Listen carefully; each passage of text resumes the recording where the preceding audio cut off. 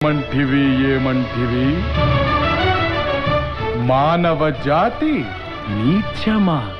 ఎంత మాట ఎంత మాట!